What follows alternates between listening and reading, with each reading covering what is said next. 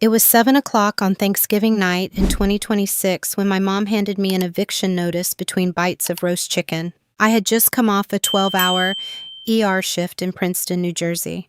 My scrubs still carried the faint scent of antiseptic and exhaustion. In my hands, I balanced a $200 turkey I'd picked up on the way home because Martha always said Thanksgiving should look abundant. I remember thinking how strangely quiet the house felt when I stepped inside. No music, no laughter, just the soft hum of the heating system pushing warm air through vents I had paid to replace. 3 place settings were laid out on the dining table. Mine wasn't one of them. My usual chair had been replaced by Tiffany's cream-colored handbag. My brother Kevin avoided my eyes, swirling cranberry sauce on his plate like it required concentration. Tiffany sat upright, one hand resting protectively on her stomach as if she were already defending territory. My mom stood, smoothed her cardigan, and pressed a red envelope into my hand. "You have 72 hours to leave the house," she said gently. "We've already spoken to a lawyer." And right as she said it, my phone buzzed. Mortgage autopay, $2,500 successfully withdrawn. That was the moment I understood. They weren't asking me to leave. They were asking me to keep paying. I didn't sit down. I didn't raise my voice. I just looked at the envelope, at the lawyer's letterhead printed neatly across the top. Notice to quit. 3 days.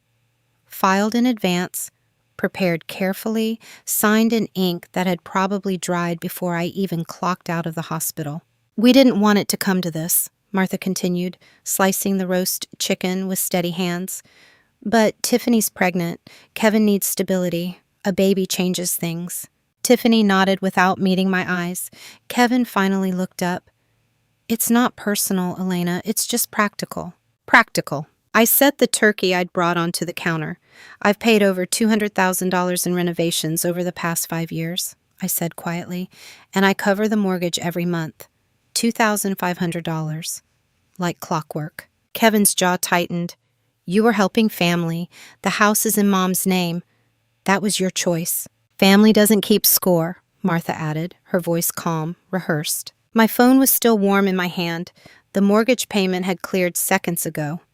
I opened my banking app under the table and scrolled through the transaction history. 5 years of green check marks, 5 years of automatic withdrawals, no missed payments, no delays, all tied to my account. "If I don't leave in 72 hours?" I asked. Martha folded her napkin neatly beside her plate. "Then we file with the county court. It's just paperwork. We don't want it to get messy." Messy. I had just finished stabilizing a trauma patient whose life hung by threads thinner than the ones holding this house together. But this was clinical, planned. Kevin leaned back in his chair. "Look, you're strong. You can land on your feet. We just need space for the baby." "For the baby." I glanced at Tiffany. She kept her hand over her stomach, protective, possessive. I wondered if she knew who had paid the property taxes last spring. If she knew who covered the insurance premiums when the roof leaked. If she knew how close the house had come to foreclosure 3 separate times before I quietly intervened. "Are you planning to take over the mortgage?" I asked evenly. Kevin hesitated just long enough for me to notice. "We'll figure it out," he said. My screen refreshed with upcoming scheduled payments. Electric bill set for Monday, insurance on Friday, internet midweek, all under my authorization, all dependent on me. "Don't forget to transfer the electric before you go," Kevin added casually, spearing a piece of chicken. There it was. Not guilt, not apology, expectation. I looked around the table, at the polished silverware I'd bought, the hardwood floors I'd refinished, the warm lighting from fixtures I'd paid to install. From the outside, the house glowed like any other Thanksgiving postcard.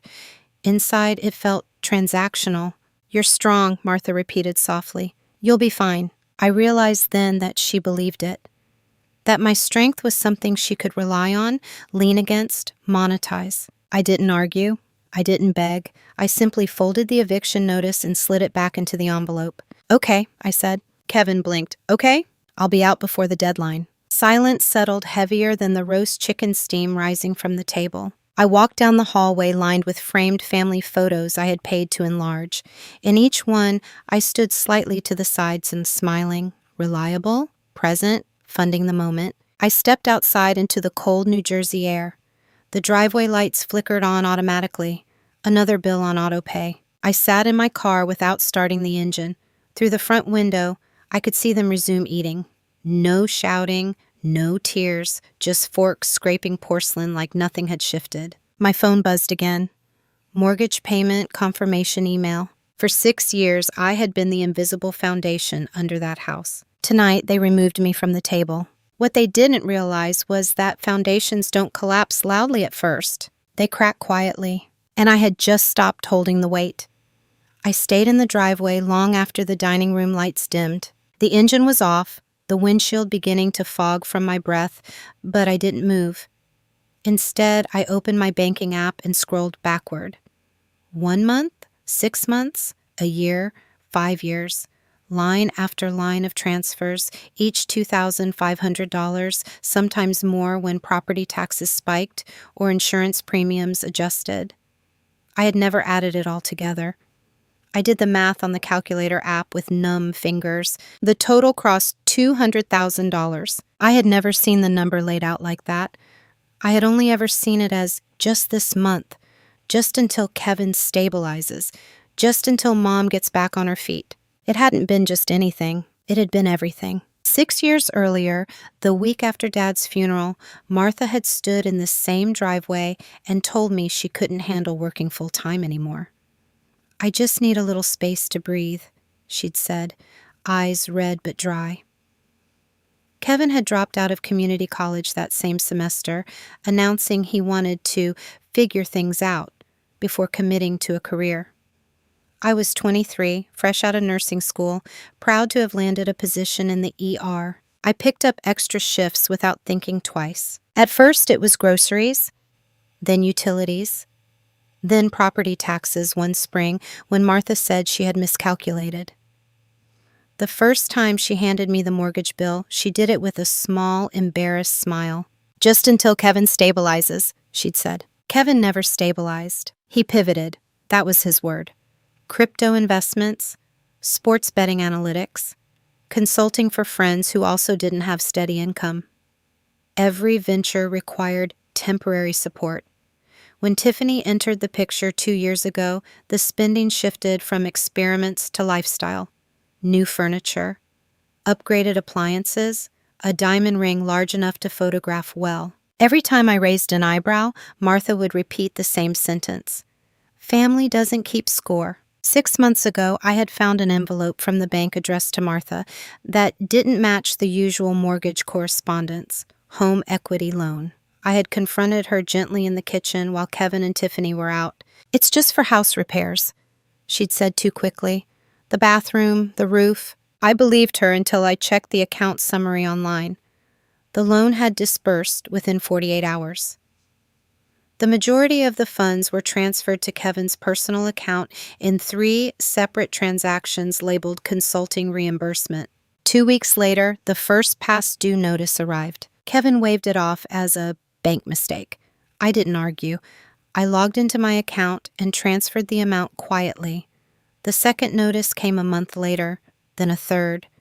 Each time I covered it. Each time no one thanked me because no one knew. If I hadn't, foreclosure proceedings would have begun before Thanksgiving. The eviction conversation would have been layered over public embarrassment and legal crisis.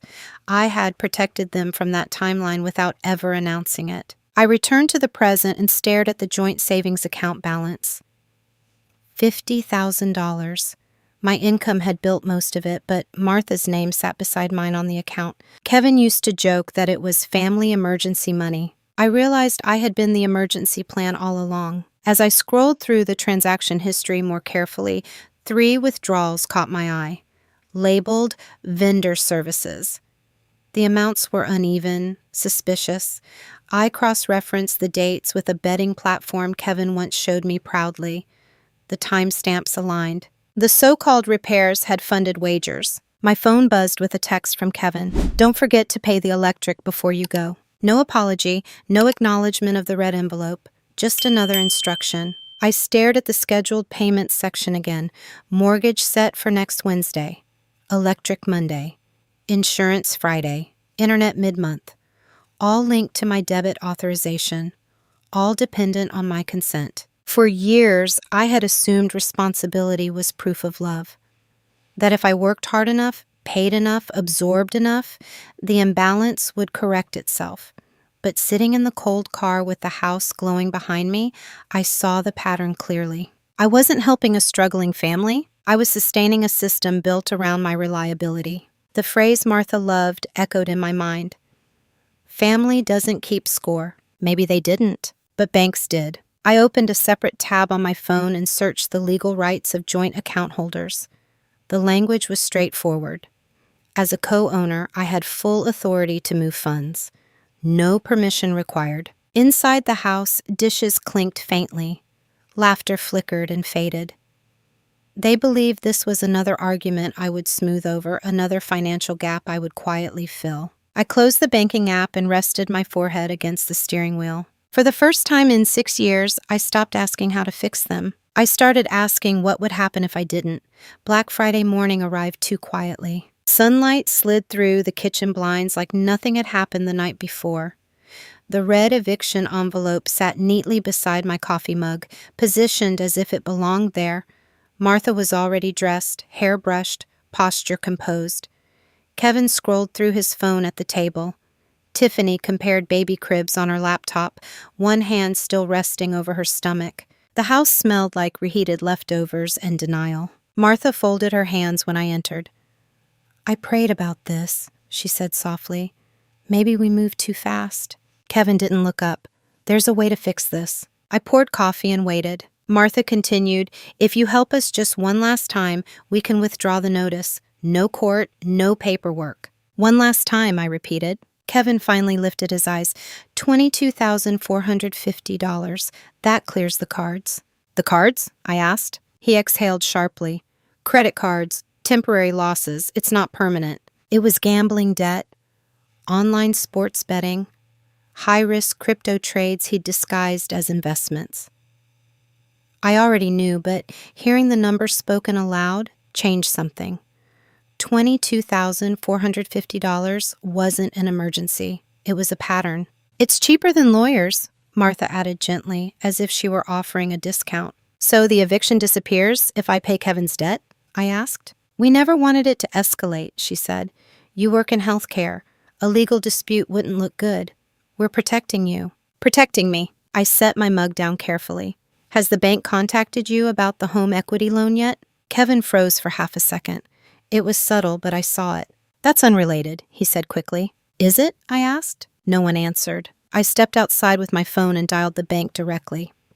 The representative confirmed what I already suspected. The home equity loan was 60 days delinquent.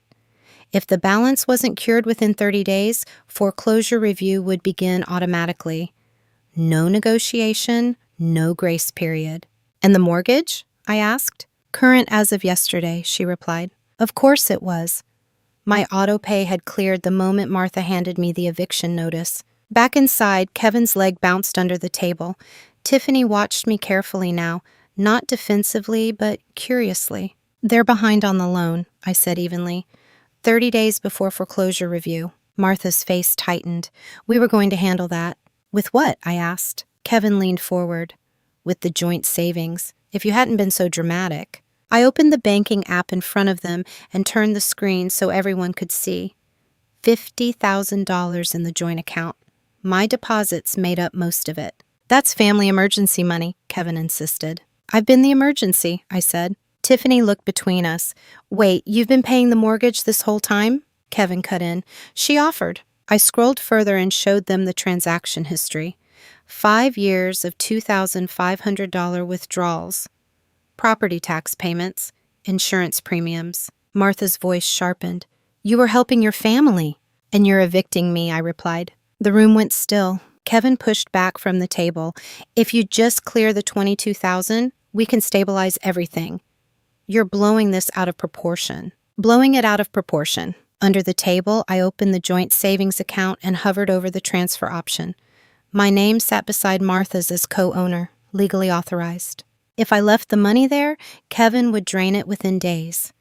If I moved it, they'd accuse me of betrayal. I thought about the 3 past due notices I'd covered without anyone knowing, about the loan funds transferred into betting platforms labeled vendor services, about the text reminding me to pay the electric before leaving. I tapped transfer. $50,000 moved into my personal checking account.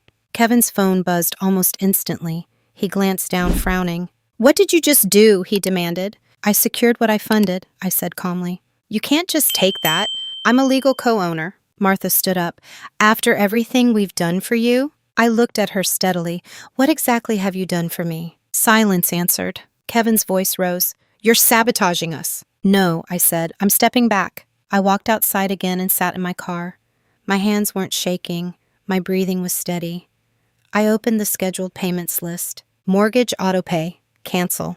Electric, cancel. Insurance, cancel. Internet, cancel. Each confirmation appeared in small neutral text.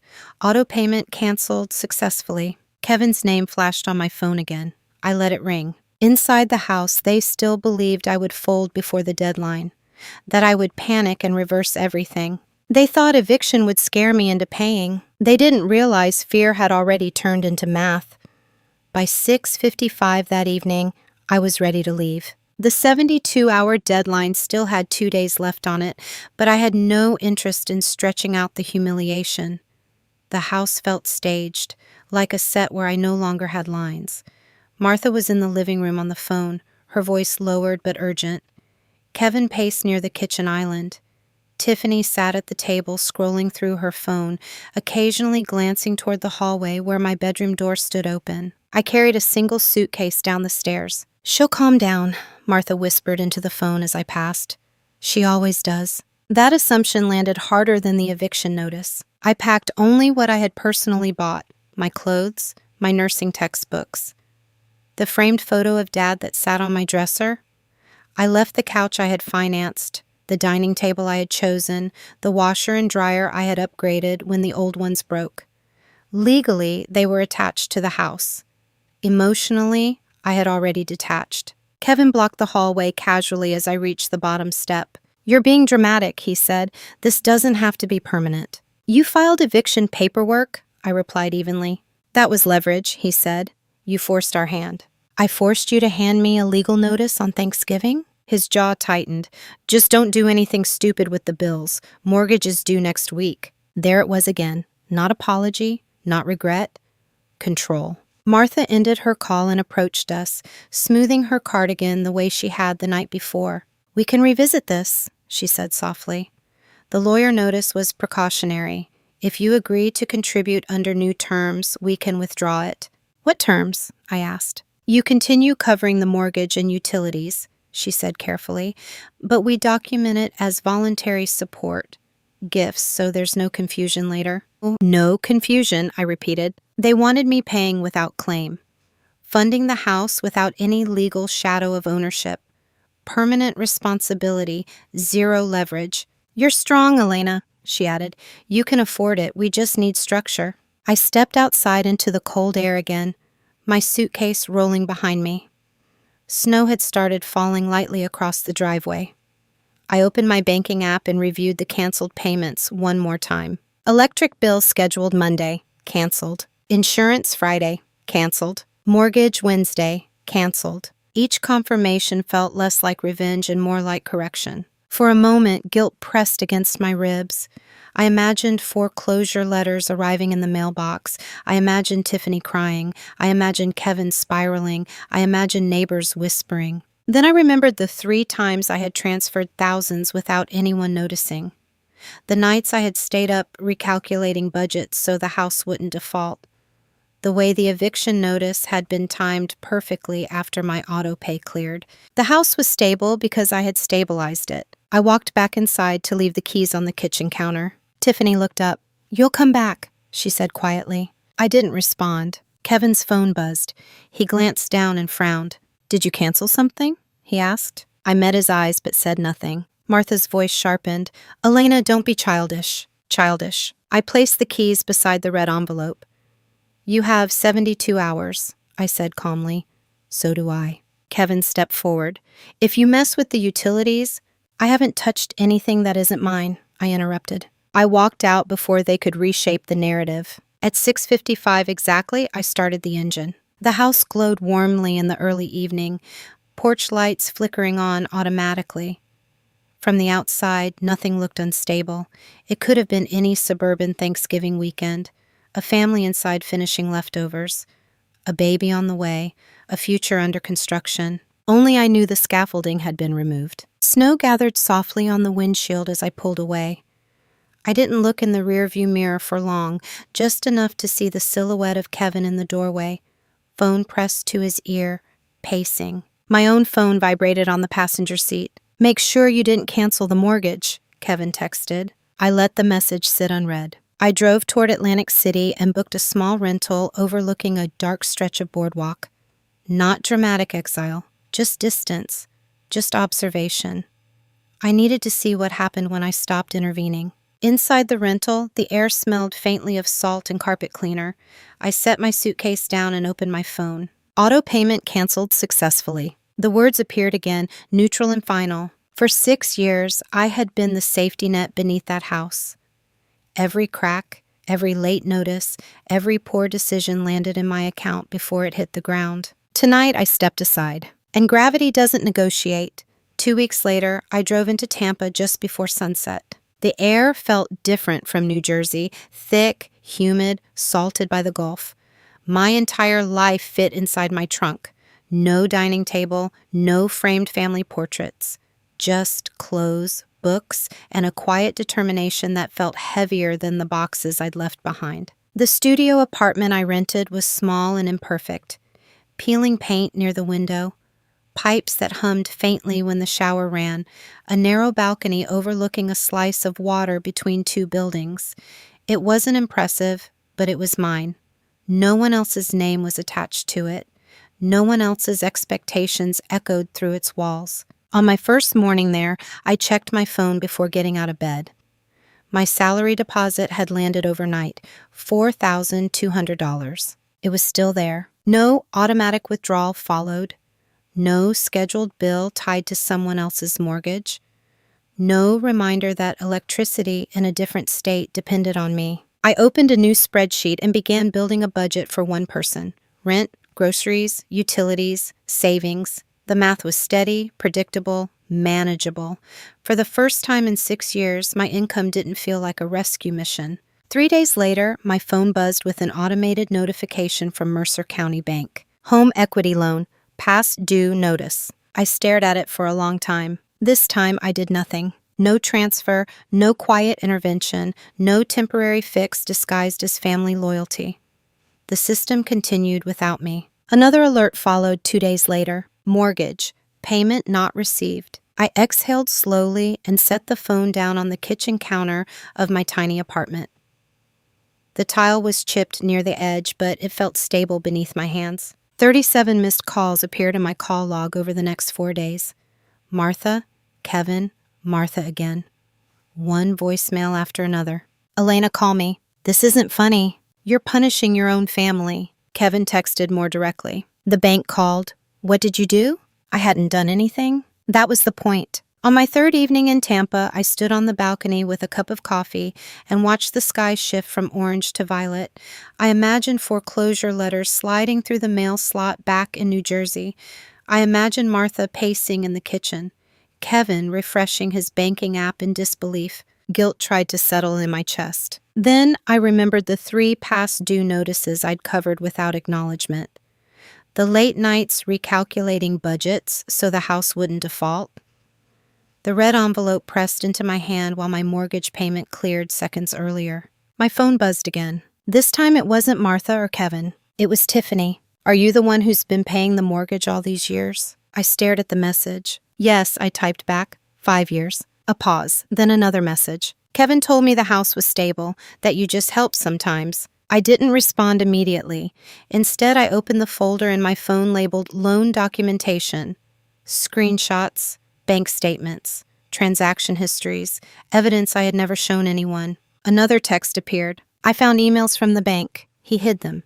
He said it was a glitch. My jaw tightened. The silence between messages stretched long enough for the truth to settle. 2 days later, a certified notice arrived digitally in my inbox. Foreclosure review initiated. 30-day cure period. I read every line carefully. The amount required to halt proceedings was far beyond what Kevin could cover without outside help. They had always assumed I would step in before it reached this stage. At work, I moved through the ER with steady hands. I stabilized patients in crisis. I calculated medication dosages.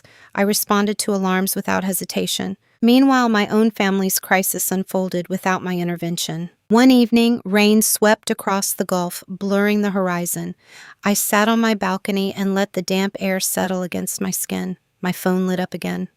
"You're ruining everything," Kevin wrote. "If you hadn't pulled the savings, we could have fixed it." I considered responding with screenshots of his gambling transfers, with proof of where the home equity loan had gone, with a timeline showing exactly how many times I had rescued the house. Instead, I set the phone face down on the table. For years, I thought silence meant abandonment, that stepping back was the same as betrayal. Now I understood something different. Sometimes silence is not absence. Sometimes it is the first sound of freedom. 2 months after I left New Jersey, the bank stopped sending warnings and started sending consequences. I was standing in my Tampa kitchen, barefoot on cool tile, when my phone vibrated with a certified digital notice from Mercer County Bank. The subject line was blunt. "Notice of default, home equity loan." I leaned against the counter and opened it slowly. 90 days delinquent. Foreclosure proceedings would move forward unless the balance was cured in full within the statutory window. Legal language, clean, unemotional. This wasn't a reminder. It was the beginning of the end. The home equity loan had never been my debt. It had been Martha's signature and Kevin's spending. But for 3 separate months, I had intercepted the damage before it became visible. I had paid quietly. I had bought them time. Now time was over. My phone rang almost immediately. "Kevin." I let it go to voicemail. A minute later, my screen filled with texts. "What did you do?" "The bank says foreclosure review. You moved the savings. That was supposed to cover it." I stared at the messages without responding.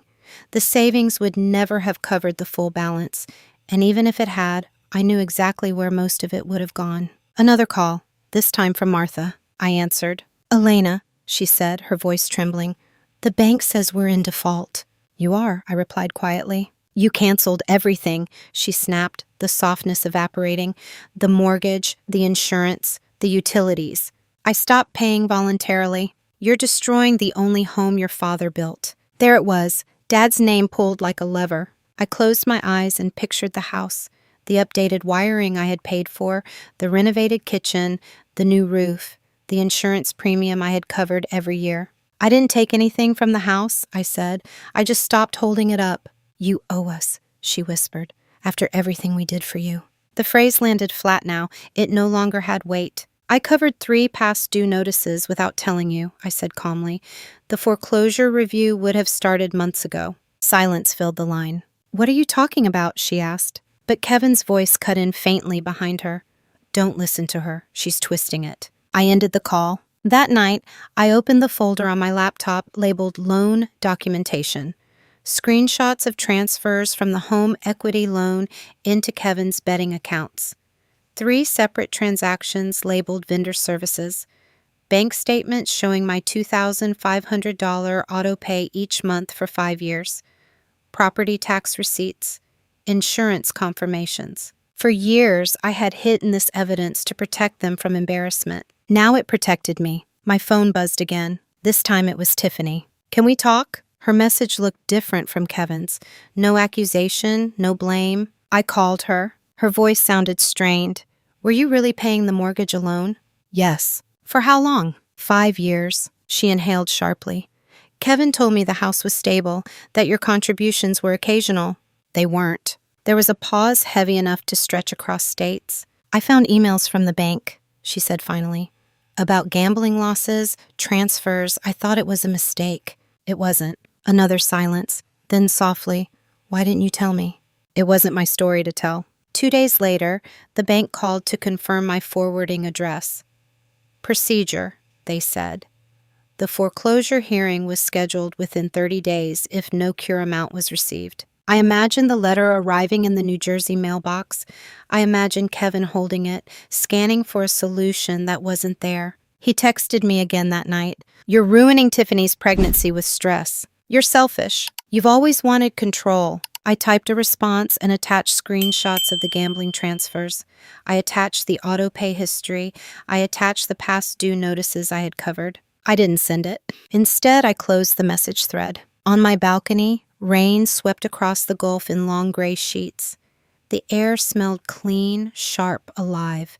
I leaned against the railing and let the wind press against my skin. For 6 years, I had carried the weight of that house quietly. Every missed payment, every failed bet, every poor decision disguised as temporary. Now the weight was visible, and for the first time, I wasn't the only one who could feel it. 3 months after I left New Jersey, they showed up in my lobby. I had just finished a long shift at the ER, the kind that leaves your feet aching and your mind quiet. The glass doors of my apartment building slid open, and the humid Florida air wrapped around me like a second skin. I was halfway to the elevator when the security guard called my name. "You have visitors?" I turned toward the seating area beneath a tall potted palm. Martha sat upright on the edge of a leather chair, hands folded tightly in her lap. Kevin leaned forward with his elbows on his knees, restless, jaw set. Tiffany sat beside them, her posture straighter than I remembered, her expression unreadable. They looked smaller somehow. Not physically, but structurally, as if something that once held them steady had been removed. Martha stood first. "Elena," she said, forcing a thin smile, "we need to talk." I didn't invite them upstairs. "What is it?" I asked. Kevin skipped the introduction. "The bank finalized the foreclosure." The word landed flat. Finalized. "We have 30 days to vacate," Martha added quickly. "We just need $23,000 to secure a rental, just until we get stable again." There it was, the number. "If you hadn't pulled the savings, we could have fixed this," Kevin snapped. I met his eyes without raising my voice. The home equity loan was already delinquent. "That was temporary," he shot back. "You panicked." "I stopped paying," I said evenly. "There's a difference." Tiffany shifted in her seat. "Wait," she said quietly, looking at me instead of Kevin. "Were you the one paying the mortgage all these years?" Kevin opened his mouth, but I spoke first. "Yes." "How long?" she asked. 5 years. The lobby felt suddenly quieter, even though the front doors kept sliding open and closed behind other residents. Kevin stood abruptly. "She offered. Don't make it sound like some sacrifice." I unlocked my phone and opened the folder I had never sent. I turned the screen toward Tiffany first. 5 years of auto pay transactions, $2,500 each month. Property tax receipts, insurance premiums, the dates lined up in neat columns. Her eyes moved slowly across the screen. "And this," I said, swiping to the next document, "home equity loan disbursement. Transfers labeled vendor services. The amounts, the timestamps, the destination accounts." Kevin's voice rose. "Those were investments." "They were gambling withdrawals," I said calmly. Martha's face tightened. "Elena, this is not the place." "It's exactly the place," Tiffany interrupted. She looked at Kevin now, not at me. "You told me the house was secure. You told me Elena just helps sometimes." "I was going to fix it," he insisted. "One good win and—" "And what?" she asked sharply. "You'd tell me the truth?" Silence expanded between them. Martha tried to regain control. "This isn't about blame. It's about family. We need help." I felt something settle inside me. Not anger, not triumph, just clarity. "I already helped," I said, "for 6 years." "You're abandoning us," Kevin said. "No," I replied. "I stopped carrying you." Tiffany slowly slid her engagement ring off her finger. The small diamond caught the lobby lights before she placed it into Kevin's palm. "You lied about everything," she said quietly. Kevin stared at the ring like it was a foreign object. Martha looked between them, stunned. "Tiffany, don't be dramatic." Tiffany stood. "I'm not raising a child in a lie." She walked toward the glass doors without looking back. Kevin took a step after her, then stopped. He looked at me instead, fury and desperation mixing across his face. "You'll regret this," he said. "I regret staying as long as I did," I answered. Martha's voice softened, almost pleading. Just this once, Elena. Help us secure a place. We'll pay you back. The same promise, the same cycle. I already paid, I said, with 6 years of my life. The elevator doors opened behind me with a quiet chime. Kevin stepped forward. You think you're better than us now? I think I'm done being your bank. I stepped backward into the elevator. The doors began to slide closed, framing them in narrowing lines of brushed steel. For a split second, I saw Martha's face crease with something that might have been regret. Kevin's jaw clenched around words he couldn't form. Tiffany's reflection disappeared as she exited the building. The doors sealed shut. My own reflection stared back at me in the mirrored interior. No shaking hands, no racing pulse. Just a woman who had finally drawn a boundary and meant it. For years, I carried their weight in silence. Now they were the ones who had to feel it, and the doors between us closed without needing to slam. Weeks after the elevator doors closed on them, the final notice arrived. I was sitting on my balcony in Tampa when my phone lit up with a formal update from Mercer County Bank. Foreclosure completed, property transferred, case closed. The words felt clinical, almost detached.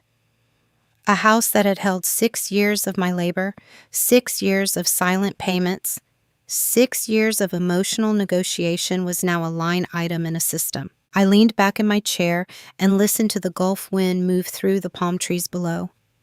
The air smelled like salt and sunscreen and something open. No snow, no heavy silence, no hallway lined with framed photos funded by me. Through a former neighbor, I learned the rest. Martha had moved into a cousin's basement outside Trenton. Kevin was staying with a friend after Tiffany ended the engagement. The wedding deposits were gone. The ring returned, the illusion dismantled piece by piece. Tiffany had found more than I showed her that day in the lobby. Additional credit lines opened in her name, transfers she never authorized, promises that were never real. The collapse wasn't triggered by my absence. It was triggered by exposure. I asked myself honestly whether I felt vindicated, whether this was revenge, whether watching the system close in on them brought satisfaction. It didn't. It brought distance. For years, I thought love meant absorbing impact, that if I worked harder, earned more, sacrificed quietly enough, balance would eventually return. I confused endurance with devotion. I mistook financial responsibility for emotional loyalty. But a home is not supposed to feel like a debt you refinance with your youth. I opened my phone and scrolled to Martha's contact. Her name still appeared as Mom. My thumb hovered over the screen longer than I expected. I didn't change it out of anger. I didn't change it to punish her. I changed it because the word Mom implies protection, and protection had only ever flowed one way. I edited the contact to Martha and pressed save. The sky deepened into violet over the water. Lights flickered on across neighboring balconies. Somewhere below, someone laughed. The sound felt normal, unforced. My savings account continued to grow. For the first time since I was 23, my paycheck stayed in my account long enough for me to plan with it instead of triage with it. I enrolled in an advanced trauma certification course. I booked a weekend trip without calculating whether someone else's electricity would shut off if I went. One evening, a final text from Martha appeared. If you ever change your mind, we're still family. I read it twice. I didn't respond. Family? The word used to feel like a command, like an invoice, like a contract signed without my consent. Now it felt like something that should be chosen, not endured. I never wanted the house to fall. I never wanted foreclosure or public embarrassment or a broken engagement. I wanted honesty, accountability, reciprocity. What happened wasn't revenge. It was gravity. When I stopped holding up the ceiling, the cracks became visible. I stood from the balcony chair and rested my hands on the railing. The Gulf stretched out in front of me, steady and indifferent. The water didn't ask for explanations. It didn't demand sacrifice. It simply moved in its own rhythm. For the first time in 6 years, I slept without calculating a mortgage I didn't legally own. And maybe that's the real ending. Not the foreclosure, not the confrontation, not the elevator doors closing. Peace. If you've ever been told that love means paying for someone else's mistakes, I want you to pause for a moment and ask yourself something. Is it love, or is it fear of losing them? Would you have stayed and kept writing checks to prove your loyalty? Or would you have walked away and chosen your own stability? I'm genuinely curious what you would have done in my place. Tell me in the comments. Your stories matter more than you think, and sometimes reading someone else's experience is the first step toward recognizing your own pattern. And if stories about family, boundaries, hidden strength, and quiet revenge resonate with you, stay with us. Subscribe so you don't miss the next story. There are more conversations we need to have about what family should be and what it should never become. Because sometimes the strongest thing you can do isn't to fight louder, it's to close the door gently and finally let yourself breathe. This narrative is dramatized for storytelling impact.